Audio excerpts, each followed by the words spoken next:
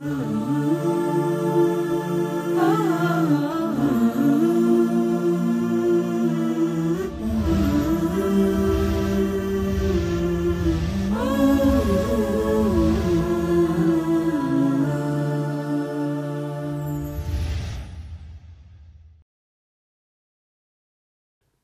alaikum, dashur dëgjues. Ju falenderojmë së pari që gjendeni përballë televizionit apo hapësirave të tjera mediatike për të ndarë së bashku këto minuta në mbrëmjen e sotme. Ne sot takohemi për të vazhduar një emision të cilin Hoxha e ka nisur më para. Emisioni titullohet Të drejtat në Islam. Jemi në po të njëjtën ditë, në po të njëjtën studio dhe elhamdulillah me po të njëjtën Hoxh, me Hoxh Ismail Bardoshin. Hoxh, selam aleikum, mirë se vini. Aleikum selam, rahmetullah, mirë se u gjet. Hoxh, thamë që sot do flasim për të drejtat e fëmijëve. Fëmijët janë gjenerata e ardhmja e një kombi, dhe si të thuaç përkujdesja ndaj fëmijëve, edukimi i tyre është një lloj respekti ndaj jetës në përgjithësi. Si e shef Islami këtë pjesë të këndvështrim ndaj përkujdesjes ndaj fëmijëve? Jeta është diçka e çmuar. Allahu i lartësuar është ai i cili e krijoi njeriu në para Ademin alayhis salam prej dherit, domethënë i dha jetë, i dha shpirt, domethënë i dha jetë. Allahu subhanahu wa taala ruajti llojin njerëzor përmes krijimit të çiftit Ademit dhe Havas, që janë dy prindrit e njerëzisë, e pastaj u shumun njerëzit sipas asaj ligjësisë që caktoi Allahu i lartësuar për shumimin e njerëzve. Feja islame, e cila është feja në fakt e të gjithë pejgamberëve, rregullat, parimet që kanë patur pejgamberët, parime qiellore, parime të larta, të shpallura nga Zoti i gjithësisë, parime që i ka zgjedhur dhe i pëlqen Zoti i gjithësisë, kanë në qendër të vëmendjes së tyre ruajtjen e jetës, respektin për jetën, kultivimin e jetës, mbrojtjen e jetës së njeriut, eliminimin e faktorëve të cilët çojnë në asgjësimin e jetës apo parandalimin dhe frenimin e shumimit të llojit njerëzor. Në këtë këndvështrim, feja islame për shembull e ndalon abortin përveç rasteve të domosdoshmërisë, kjo është çështje tjetër me fjalë, por e ndalon abortin. Feja islame e ndalon vrasjen e fëmijëve në mënyrë kategorike, përfshi edhe fëmijët e luftëtarëve.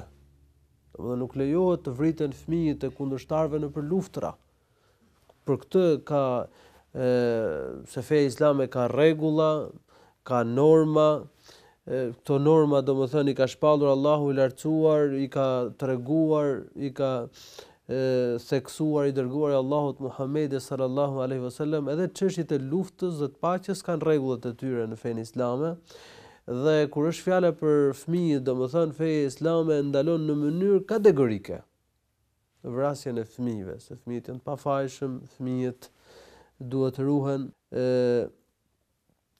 Gjithashtu, feja islame gjithnjë për ruajtjen e jetës ka caktuar rregulla dhe norma, ka vënë edhe dënimet përkatëse për mbrojtjen e jetës së njeriu, përfshi edhe jetën e jo muslimanët, por këto detaja domethënë nuk mund të sqarohen këtu, e rëndësishme është domethënë që edhe kjo pjesë është trajtuar gjerësisht në normat e shariatit islam. Por Islami jo vetëm që e mbron dhe e ruan jetën, po edhe e nxit atë apo jo? Padyshim që po, feja islame nxit për shumimin e njerëzve, sidomos për shumimin e muslimanëve, dhe për këtë arsye i dërguari Allahut Muhammedi sallallahu alaihi wasallam në një hadith ka thënë tazawwajul wadud alwalud fa inni mubahin bikum al-umama yawm al-qiyamah. Martohuni me femrën që për nga preardhja e saj, domethënë lind, se shuhet që kanë mjaft lindje, sepse unë thot do të krenohem me numrin e madh të ummetit tim para popujve, para njerëzve në ditën e gjykimit.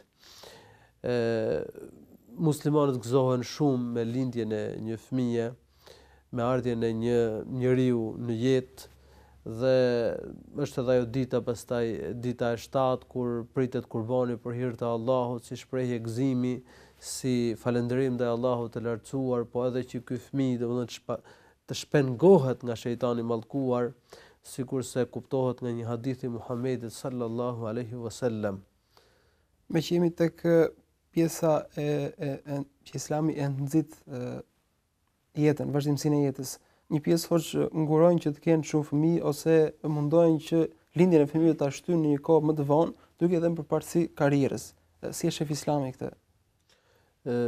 Siç e tham, Muhamedi sallallahu alaihi wasallam ka nxitur që edhe kur zgjedh partneren, të zgjedhësh një partnere që e kanë për zakon, e kanë për traditë lindjet e shumta me fjalë, dhe që e kanë edhe si natyrë, e kanë njihet për nga prejardhja e saj, për nga femrat e fisit të saj që është e tillë. Edhe e gjithë kjo sepse feja islame pëlqen që njeriu të ketë mjaft fëmijë, sepse këta do të adhurojnë Zotin, do t'i bëjnë ibadet Allahut, do të respektojnë Allahun, do të respektojnë ligjet e Zotit, mësimet e Zotit, do të kryejnë atë detyrën që Allahu natyrisht ka ngarkuar njeriu, dhe këta do të jenë element pozitiv në shoqëri, se njerëzit nuk mund të jetojnë pa njëri tjetrin, do të bëjnë shërbime për njëri tjetrin, do të ndihmojnë njëri tjetrin, do solidarizohen me njëri tjetrin.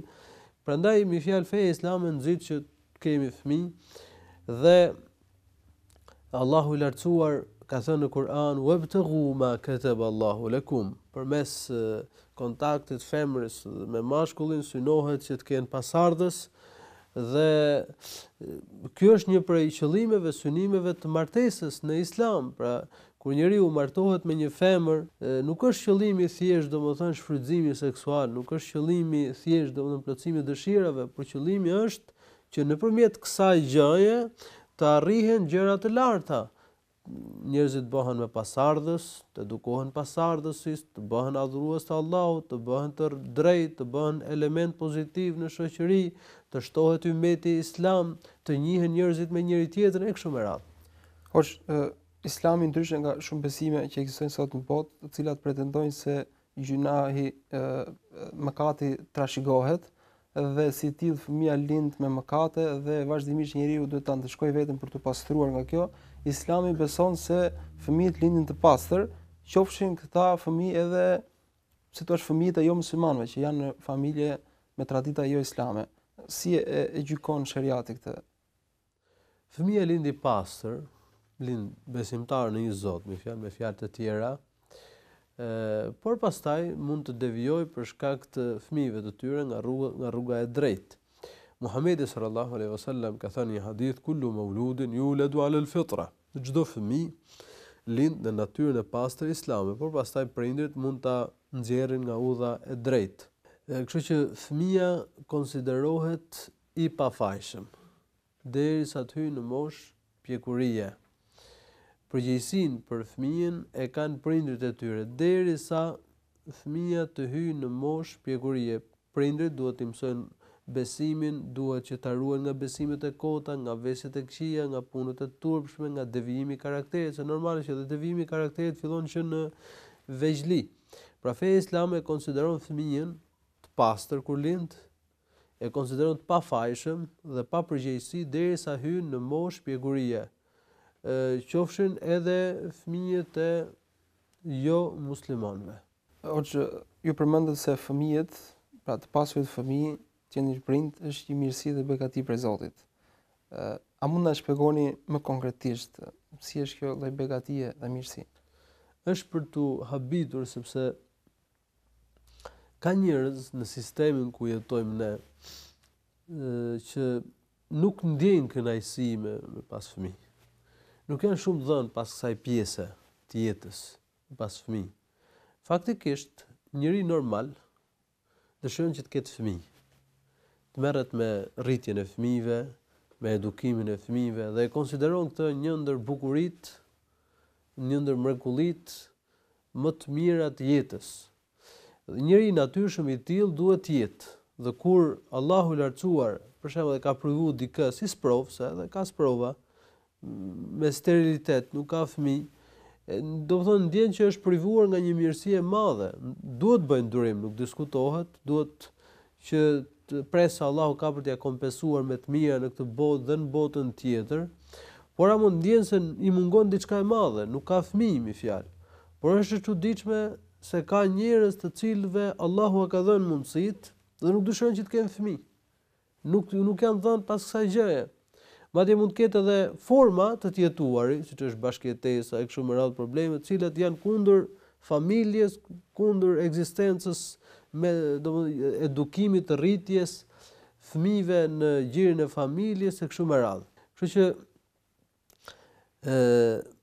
fëmijët janë mirësi nga Allahu subhanahu wa taala, një mirësi për të cilën duhet ta falenderojmë Allahun subhanahu wa taala. Ti je prind është mirësi. Të kesh fëmijë është mirësi nga Allahu i lartësuar, është një ndër bukuritë, mirësitë e kësaj jete, por në mënyrë që fëmijë, që prindi ti ketë kënaqësi dhe prehje qetësi për shpirtin e tij, fëmijët duhet që ti rris me moral të lartë islam, ti rris me frymën islame, ti edukoj me normat e larta islame. Allahu i lartësuar duke përmendur faktin që fëmijët janë mirësi për prindit, thot në Kur'an, el malu wal banuna zinatul hayatid dunya. Ka thënë fëmia dhe pasuria janë bukuri, stoli, kënaqësi të jetës së kësaj bote, por nëse njeriu e edukon fëmijën siç duhet, apo dhe e përdor nga ana tjetër pasurinë ashtu siç duhet, sipas normave dhe rregullave të fesë, ato do shndërrohen në mirësi për të dhe në botën tjetër. Ajeti tjetër i Kuranit thot: "Zuyyina lin-nasi hubbu ash-shahawati min an-nisa'i wal-banina wal-qanatir al-muqantarati min adh-dhahabi wal-fiddati wal-khayli al-musawwamati wal-an'ami wal-harth, dhalika mata'u al-hayati ad-dunya wallahu 'indahu husnul ma'ab." Për njerëzit janë gjëra të pëlqyeshme, kënaqësitë dhe të mira të kësaj bote, si fëmijët, pasuritë e tjerë. Fëmijët, gratë dhe pasuritë. Pra njeriu pëlqen të jetë i martuar, njeriu pëlqen pëlqen të jetë i martuar, të ketë partnere, pëlqen të ketë fëmijë, pëlqen të ketë pasuri. Fëmijët janë mirësi që Allahu i lartësuar ja ka bërë njeriu. Por në mënyrë që fëmia të jetë tamam mirësi për prindin, duhet që prindi të kryejë detyrën ndaj tij, ta edukojë me islam. Hoxh, ju përmendët se fëmia është begati dhe mirësi, ndërkohë që prindrit gjatë shtatzanisë, po themi, para lindjes, urojnë dhe luten dhe bëjnë dua që Zoti t'i jap fëmijë të bereqetshëm. Cilat janë ato përgatitjet, ato dua dhe ato lutjet që prindrit duhet të bëjë për të patur një fëmijë të bereqetshëm? Siç e tham, fëmia është mirësi për prindin, por në mënyrë që të arrijë të mirat e kësaj begatie që i ka bërë Allahu i lartësuar në këtë botë dhe në botën tjetër, duhet që prindit i bëjnë lutje Allahut të lartësuar e para gjë, sa Allahu i lartësuar është ai i cili ja jep këtë mirësi prindit, ja ruan dhe e bën shkak për lumturinë e prindit. Dhe e dyta, duhet që edhe të punoj prindi, që kjo mirësi t'i vazhdoj, fëmia të jetë shkak lumturie për të në këtë botë dhe në botën tjetër. Zakaria alayhi salam i është lutur Allahut të lartësuar që t'i jepte fëmijë të mirë të khairit. Rabbi habli min ladunka dhurriyatan tayyiba innaka sami'ud du'a. Zoti im, më jep nga ana jote fëmijë të mirë, pasardhës të mirë. Ti je dëgjues i lutjes. Para lindjes fëmijës, madje edhe para martesës mund bëhet kjo lutje, edhe pas martesës bëhet kjo lutje para lindjes fëmijës me fjalë Rabbi habli min ladunka dhurriyatan tayyiba. Zoti im, nga ana jote më jep fëmijë të mirë, se ka dhe fëmijë që është burim fatkeqësie për prindin, është kak mjerimi, Allahu na ruaj. Në një ajet tjetër në Kur'an Allahu i lartësuar thot Rabbana hab lana min azwajina wa dhurriyyatina qurrata a'yunin waj'alna lil muttaqina imama. Zoti ynë na jep bashkëshorte dhe pasardhës fëmijë, të cilët do të jenë kënaqësi për sytë tonë.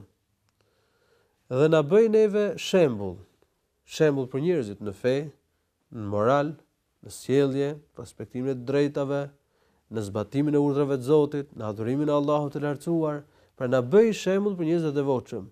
Fillimi i ajetit, Zoti ynë na jep grua dhe fëmijë, të cilët do të jenë kënaqësi për syt ton, qetësi dhe lumturi për zemrat tona. Kjo është një prej atyre lutjeve të cilat mund t'i bëj besimtar për diçka të tillë. Për sa i përket veprimeve, duhet që prindja të jetë në nivelin e përgjegjshmërisë. Me të vërtetë fëmia është mirësi, po është edhe përgjegjësi. Duhet të respektojë drejtat e fëmijëve, duhet të kryejë detyrat ndaj tyre, duhet që, siç do të përmendet edhe më pas inshallah taala, t'i edukoj me frymën islame, t'i ushqej me besimin në Allah subhanahu wa taala, me frikën prej Zotit, paraqitjes dhe qëndrimit para Allahut të lartësuar ditën e gjykimit. Në qoftë se prindi do ta bëjë këtë gjë, atëherë me ndihmën e Allahut të lartësuar, fëmijët do të jenë burim mirësie për të në këtë botë, do ta ndihmojnë në jetën e kësaj bote, do të japin kënaqësi, prehje dhe qetësi në këtë botë, dhe gjithashtu edhe pas vdekjes prindit, fëmijët të tillë bëjnë lutje për prindin, bëjnë punë të mira dhe dobia e lutjes edhe punëve të mira i shkon prindit e pas vdekjes. Muhamedi sallallahu alaihi wasallam në hadithin e transmetuar nga Ebu Huraira dhe që gjendet në Sahihun e Muslimit ka thënë: "Idha mata ibnu Adam inqata'a 'amaluhu illa min ihda thalath." Kur vdes biri i Ademit i ndërpriten punët përveç se 3 gjëra. Dhe njëra prej tyre është au waladun salihun yad'u lah, dhe fëmia i mirë i cili bën lutje për prindin e tij. Është qarta si kuptohet tashmë se fëmia është një begati, aq sa lidhja më e fortë në një familje është midis prindrit dhe fëmijës. Po gjithashtu nuk mungojnë rastet nga kronika e zezë kur fëmijët janë dënues të prindërve, janë pengues, janë aq dhe raste në kufite e kriminalëve ndaj prindërve të tyre. Cilat janë ato raste dhe si vijnë këto raste në cilët fëmia kthehet në mjerim për prindrit dhe familjen? Fëmia vërtet është mirësi, por nëse prindi nuk është i përgjegjshëm, nëse prindi nuk kryen detyrën që i ka caktuar Allahu, nëse prindi nuk respekton të drejtat e fëmijëve, atëherë fëmia mundet të jetë shkak vujtje. Domethënë ka prindër që vuajnë për fëmijëve të tyre. Është në rritje e kriminalitetit në shumë familje. Dhuna. Shumë prindër ankohen se fëmijët nuk i kanë të bindur. Faktikisht ky problem është ngritur në sistem për mendimin tim. Është sistemi i cili frymëzon dhe prodhon probleme të tilla. Është ideologjia, është sistemi ku jetojnë njerëzit që shkakton probleme të tilla. Ndonse para disa dekadash njerëzit jetonin në kushte më të vështira, mirë po lidhja prind dhe fëmijë ishte më e fortë. Dëmshuria ishte më e madhe. Respekti reciprok ishte shumë i madh. Aq pak sa kishin e ndanin me njëri tjetrin prindë dhe fëmijë. Ishte shumë e rrallë të ngjoheshin skena të tilla, dhune, krimi, mosbindje ndaj prindrit. Fëmia e kishte krenari që të respektonte prindin dhe të qëndronte pranë deri në vdekje. Tashmë, domethënë, shumë fëmijë kanë braktisur prindrit e tyre. Shumë prindër dëshirojnë që të mos e kishin filanin për shembull fëmijë. Prindi dëshiron mos e ketë filanin, mos ishte thot fare. Pse?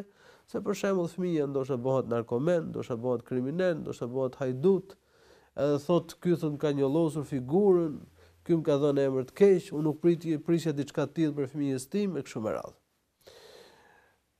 Në mënyrë që të evitohet një problem i tillë, duhet që prindrit të kenë frikë Zotit. Prindrit kryejnë detyrën. Ta ushqejnë me besim fëmijën ka Allah dhe ka dita e gjykimit.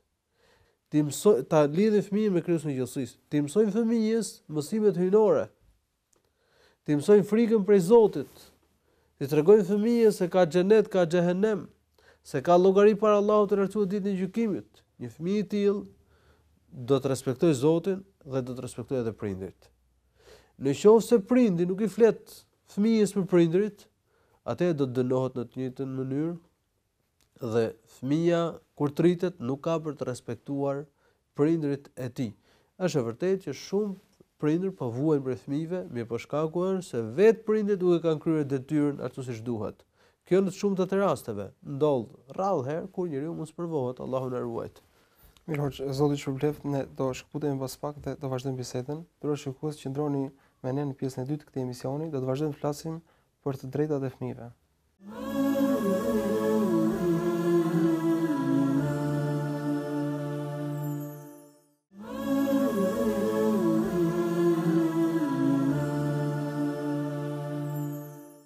Ja kur I kthehemi përsëri për të vijuar me bisedën tonë, po flasim mbi drejtat e fëmijëve.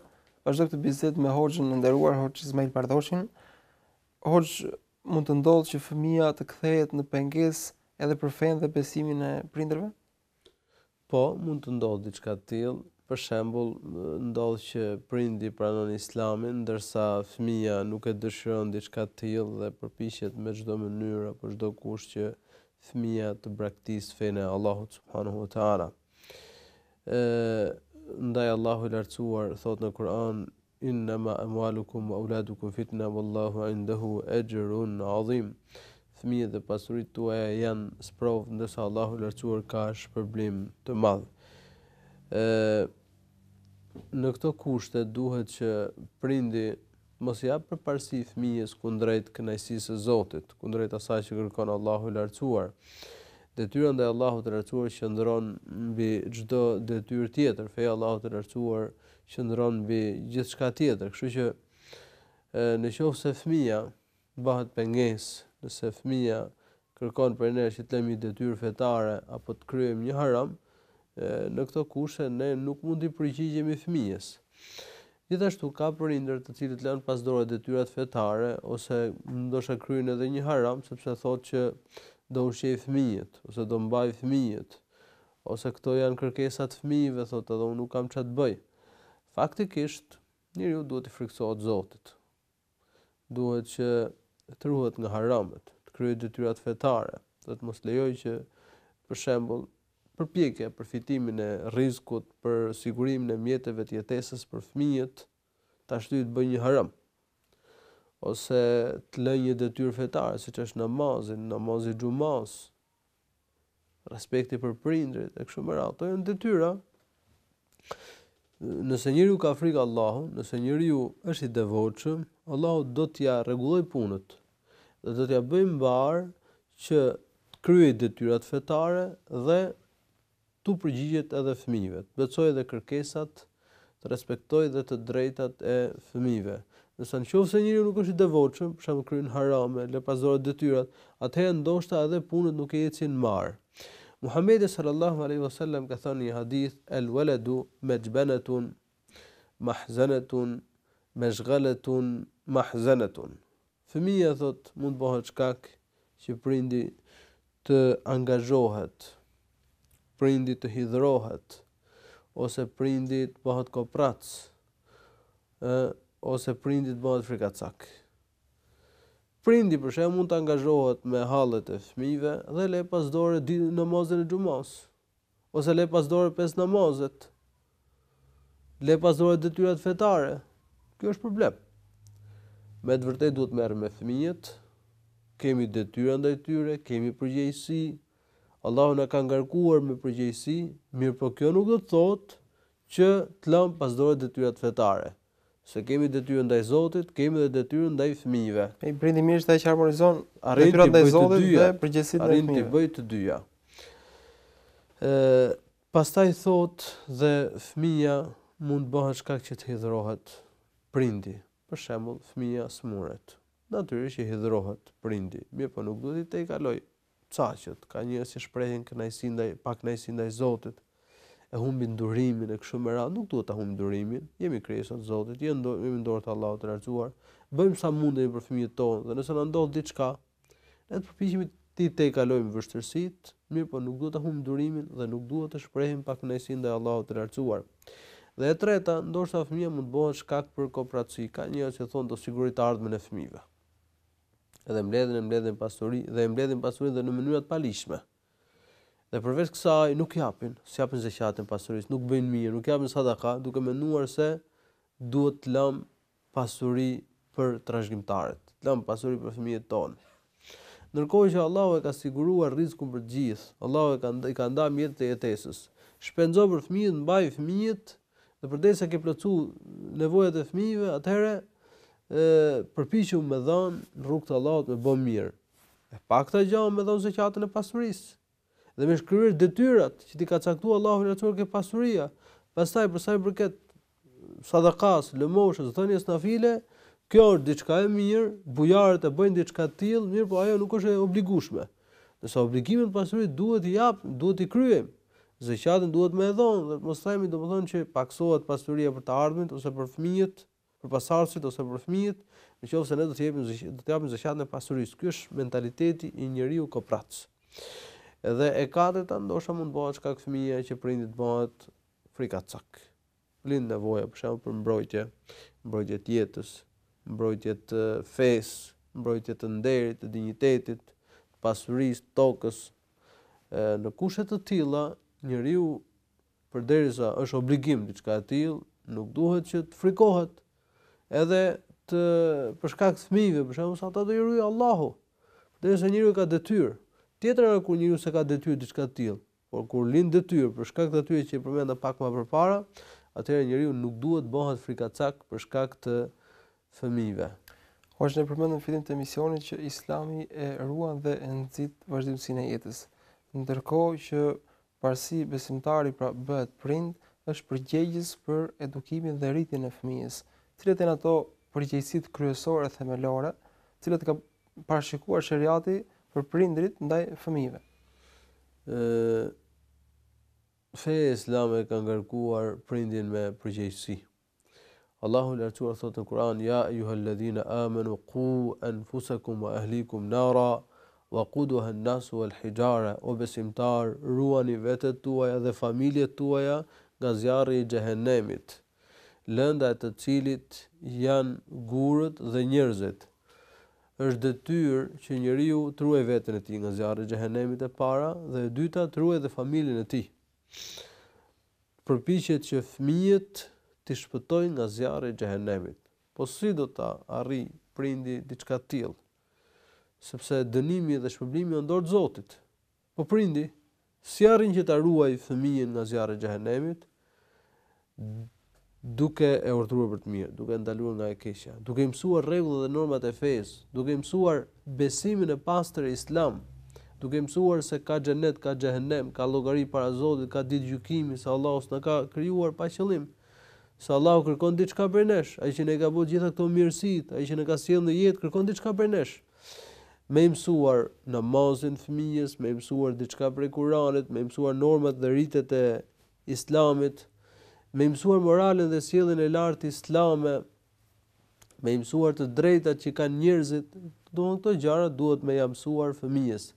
Me urdhëruar për të mirë atëherë, ta ndalosh nga e keqja, ta urdhërosh që t'i bindet Zotit, të ruhet nga gjunahet, dhe nëse vren se fëmia do të bëjnë ndonjë gjuna, ndonjë gabim, apo ka sjellje të keqe, të përpiqesh ta ndalosh fëmijën prej një gjëje të tillë. Nëse këto gjëra i bën prindi, atëherë ai e ka ruajtur fëmijën e tij për zjarrin e xhehenemit. Pra është bërë shkak që fëmia të mos shkojnë në zjarrin e xhehenemit. Se nëse fëmia merr një rrugë gabuar, atëherë shkon në zjarrin e xhehenemit, Allahu na ruaj.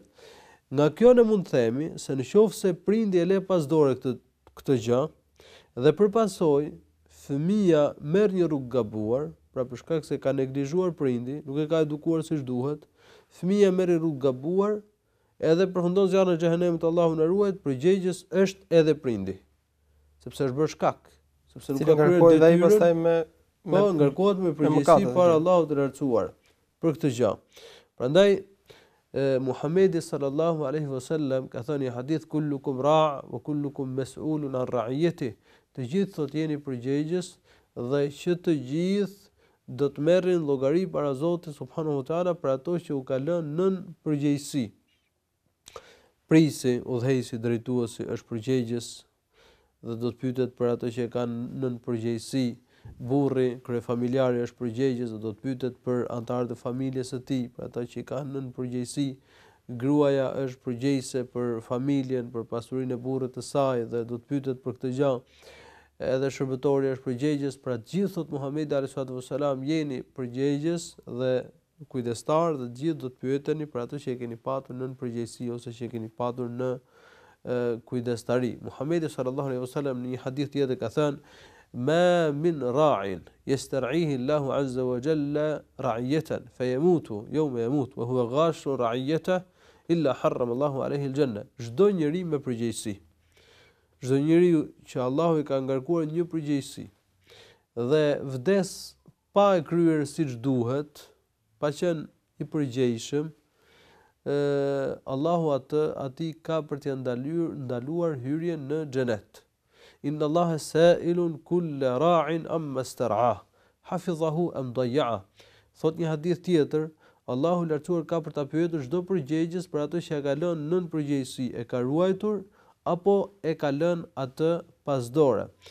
Kështu që prindrit janë përgjegjës për fëmijët e tyre.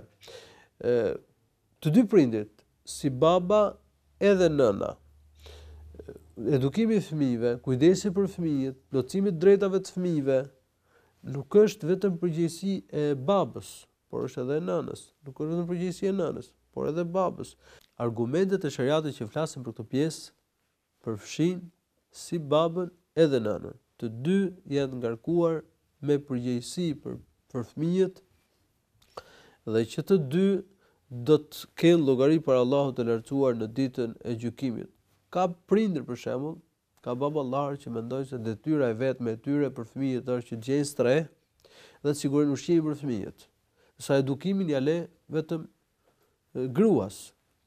Nga ana tjetër, ka gra që mendojnë domethënë se detyra për edukimin e fëmijës është vetëm e babës, edhe merret vetëm me punët e shtëpisë, edhe nuk merret me edukimin e fëmijës, me mësimin e fëmijës e kështu me radhë. Ky është koncepti i gabuar. Faktikisht të dy prindrit e kanë detyrë edukimin e fëmijës dhe të dy kanë dhënë llogari pastaj para Allahut subhanahu wa taala. Duhet ndihmojnë njëri tjetrin, bashkëpunojnë me njëri tjetrin dhe ta kryejnë këtë detyrë ashtu siç duhet. Mirosh, duke qenë se jemi në temën pra për të drejtat e fëmijëve, natyra e Islamit është që përgjegjësia e prindit është që para se fëmia të vinë në jetë, ashtu dhe këto të drejta pastaj lindin fëmijës përpara se ai të vinë në jetë. Cilat janë disa prej të drejtave që fëmijët kanë që para lindjes? Atëherë të drejtat e fëmijëve mund t'i ndajmë në dy kategori. Të drejtat para lindjes së fëmijës mund duket e çuditshme, por faktikisht ka të drejta fëmia para lindjes dhe pastaj vijnë të drejtat e fëmijës pas lindjes. Pjesa e parë që është të drejtat e fëmijës para lindjes është shumë e rëndësishme, sepse ajo është baza faktikisht. Shumë njerëz këtë pjesë nuk interesohen shumë për këtë pjesë dhe nuk i kushtojnë rëndësi asaj, por pastaj vijnë shumë probleme për shkak se nuk janë respektuar të drejtat e fëmijëve para lindjes. Është e drejtë e fëmijëve që secili prej partnerëve domethënë që njeriu të interesohet të zgjedh partnerin e përshtatshëm, partnerin e devotshëm, të sjellshëm, të përgjegjshëm, sepse prej çiftit do vinë fëmijët. Dhe kur një burr për shembull interesohet që të martohet me një femër me besim ka Allahu, ke dita e gjykimit, me devocion fetarja, ka frikën Zotit, të ndershme, besnike, të sjellshme, të shkueshme me njerëzit. Kjo femër nesër do të jetë nën dhe do të ushqej fëmijët me dëmshuri, me dashuri, e do t'i rrisë fëmijët ashtu siç duhet. Po ashtu, një femër që interesohet të martohet me një burr besimtar, të devotshëm, që kryen detyrat ashtu siç duhet, të sjellshëm, me moral të lartë, ky burr nesër do të jetë bab për fëmijët e saj dhe do t'i edukojë fëmijët ashtu siç duhet. Dhe kjo familje do të jetë e suksesshme. Kështu që është e drejta e fëmijëve që njeriu të zgjedh partnerin e përshtatshëm për ta kryer ashtu siç duhet të drejtën pastaj për të detyrën ndaj fëmijëve. E drejta tjetër, domethënë, është që prindrit ta ruajnë fëmijën kur është fetus, kujdesen për të. Ndaj feja islame e ka ndaluar abortin. Përjashtim bëjnë rastet e domosdoshmërisë. Pasi fëmijës i jepet shpirt në krye të 120 ditëve pas 4 muaj pas fillimit domethënë zhvillimit të embrionit, domethënë shtatzanis, 4 muaj ka 4 muajt e parë të shtatzanis, në krye të 4 muajve i jepet shpirt, siç thot një hadith i Muhamedit sallallahu alaihi wasallam. Pas kësaj domethënë periudhe aborti është një krim shumë i rëndë. Po siç e tham, bën përjashtim rastit domosdoshmërisë kur rrezikohet jeta e nënës, dhe këtë gjë duhet ta caktojnë mjek të përgjegjshëm musliman. Ata e caktojnë domosdoshmë se ka rast domosdoshmërie apo jo. Por edhe para se fëmia të plotësoj 4 muaj, është ndaluar aborti. Ndonse nuk është në atë shkallë krimi si pasi fëmijës i jepet shpirt.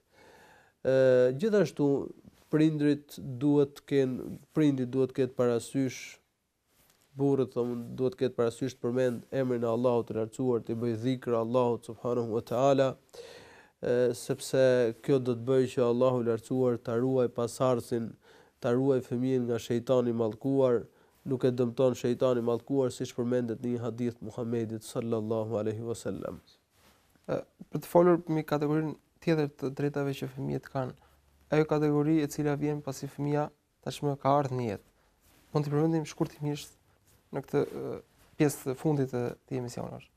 Pas lindjes fëmijët natyrisht që kanë të drejtat e tyre dhe faktikisht këtu fillon ajo pjesa më e rëndësishme të drejtave të fëmijëve. Prindit me ardhin e fëmijës gëzohen dhe duhet të gëzohen faktikisht.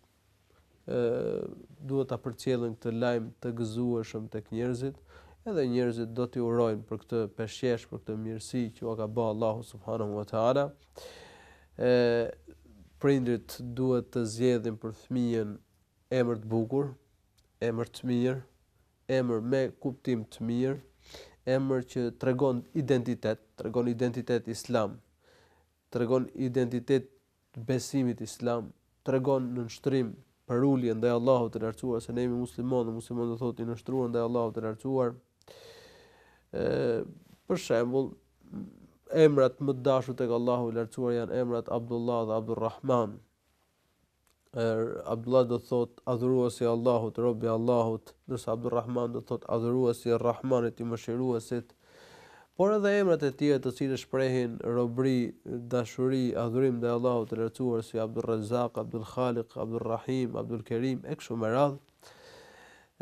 Këto emra domethënë përfshihen në këtë kategori. Emrat të tjerë të cilët konsiderohen ndër emrat më të mirë dhe shprehin identitet islam, janë emrat e pejgamberëve të Allahut të lartësuar, prandaj dhe i dërguara ynë Muhamedi sallallahu alaihi wasallam në ditën kur i lindi djali Ibrahimi, Muhamedi sallallahu alaihi wasallam tha inni urida al-laylata ghulamun wa qad asmaytuhu bismi abi Ibrahim. Muhamedi sallallahu alaihi wasallam tha këtë natë mua më ka lindur një fëmijë, një djalë dhe i kam vënë atij emrin e babait tim Ibrahimit alayhi salatu wasalam. Dihet që Ibrahimi është një paraardhës, një stërgjyshi të dërguarit ton Muhamedi alayhi salatu wasalam. Ibrahimi një i dashur i Zotit, mik i ngushtë i Allahut, babai i pejgamberëve. Muhamedi sallallahu alaihi wasallam zgjodhi emrin e këtij pejgamberit të madh. Po ashtu ka përmendur një hadith Muhamedi alayhi salatu wasallam se njerëzit e mirë më përpara u vinin fëmijëve të tyre emrat e pejgamberëve dhe të njerëzve të mirë mes tyre, innahum kanu yusammuna bi asma'i anbiya'ihim wa salihihim. Tashmë në kohën tonë për shembull janë të pakta ata njerëz të cilët interesohen që t'u vënë fëmijëve të tyre emrat e pejgamberëve. Pejgamberët janë njerëzit më të lartë. Dhe padyshim kur fëmijës i vihet emër pejgamberi, mbart identitet. Emri i tij është emri i mirë, është emri i bukur, tregon kuptim të mirë, është mirësi kur fëmia ka emrin e një pejgamberi. Pastaj janë edhe emrat e shokëve të Muhamedit alayhi salatu wassalam, njerëz të mëdhenj të lartë, Ebu Bekri, Bekër, Omeri, Uthmani, Aliu, e të tjerë për shokëve të Muhamedit alayhi salatu wassalam. Emrat e dietarëve të shjuar, të parëve të këtij ummeti, Por lejohet dhe çdo emër i mirë.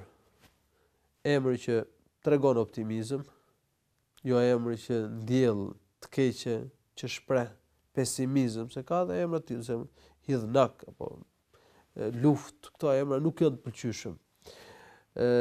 Emra që tregojnë kundërshtim ndaj Zotit, shkelje të ligjeve të Zotit, përsëri nuk bëjnë. Për shembull, emri Asije, një fëmijë ishte vënë një emër i tillë dhe Muhamedi alayhi salatu wasallam ja ndryshoi emrin, ja bëri Xhemile. Xhemile do thotë e bukur. Atëherë lejohen emrat që mbartin emër kuptim të mirë, qoftë edhe në gjuhën shqipe. Nuk prish punë me fjalë, por të jetë një emër që nuk tregon vetlavdrim, nuk ka kuptim të keq, nuk ndjell optimizëm. Duhet të ruhemi nga emrat të cilët shprehin identitet të komuniteteve të tjera fetare apo të kulturave të tjera apo të le të themi domethënë historive të popujve të tjerë, të cilët nuk i përkasin umetit islam, nuk i përkasin fesë islame, sepse ata shprehin një identitet tjetër, tregojnë diçka tjetër. Ne jemi musliman, ne jemi krenar për këtë përkatësi, për këtë identitet, për këtë fe dhe duhet ta ruajmë atë. Dhe emrat padyshim tregojnë për këtë gjë. Tjetër, domethënë një e drejtë tjetër e fëmijëve janë edhe është kurbani në ditën e 7 pritet kurban me rastin e lindjes së fëmijës, kurbani pritet për Allahun subhanahu wa taala. Për djalin priten dy bagti, ndërsa për fëmijën pritet kurban vetëm një bagti, siç tregon një hadith Muhamedi sallallahu alaihi wasallam. Muhamedi sallallahu alaihi wasallam ka dhënë urdhër për diçka të tillë. Kurbani pritet për Allahun subhanahu wa taala, lejohet që të konsumohet mishi i kurbanit, lejohet dhurohet, lejohet që të jepet sadaka, por nuk lejohet shitja e tij normalisht sepse është prerë kurban për Allahun subhanahu wa taala, është prerë si falënderim për Allahun lartësuar dhe siç kuptohet nga një hadith i Muhamedit sallallahu alaihi wasallam, shërben dhe për shpengimin e fëmijës nga shejtani i mallkuar. Ndaj Muhamedit sallallahu alaihi wasallam ka thënë në hadith kullu ghulamin murtahanun bi'aqiqatihi yuzbahu anhu yawma sabi'ihi wa yusamma wa yumatu anhu al-adha. Sunetimi, edhe sunetimi është një prej normave, është një prej të drejtave të fëmijëve. Duhet që prindi ta bëjë sunet fëmijën pa hyrë fëmia në moshën e pjekurisë, nuk është kusht që të bëhet në ditën e 7, mund të bëhet edhe më pas, por e rëndësishme kjo është një prej normave të Islamit, është një prej të drejtave të fëmijës, është një prej veçorive të ummetit islam muslimanëve, sunetimi, bërja sunet me fjalë, kështu që nuk duhet lihet pas dore. Mirë, unë ju falenderoj, na duhet ta mbyllim këtë emision, por se të drejtat e fëmijëve janë aq të gjëra në Islam, aq kujtim plot sa ne do ta duhet që ndoshta të kushtojmë edhe një emision tjetër më vonë. Gjithsesi ju Zoti shpërblet për kohën që na caktua sot. Ndërkohë shikues ishim pra në këtë cikël të ri emisionesh, në ciklin e emisioneve të drejtat në Islam, folëm për drejtat e fëmijëve. Hoxha solli mjaft argumente motivuese për ju të dashur teleshikues, veçanërisht për ata teleshikues të cilët tashmë janë prindër dhe hoxha përmend se kjo është një begati e madhe e cila kërkon një lloj përgjegjësie të veçantë për të ardhmen jo vetëm të familjes muslimane, por të gjithë ummetit musliman. Ju le takim në emisionin tjetër të ardhshëm, javën tjetër pra, për të vazhduar përsëri me detaje rreth të drejtave të fëmijëve. Deri atëherë, selam aleikum.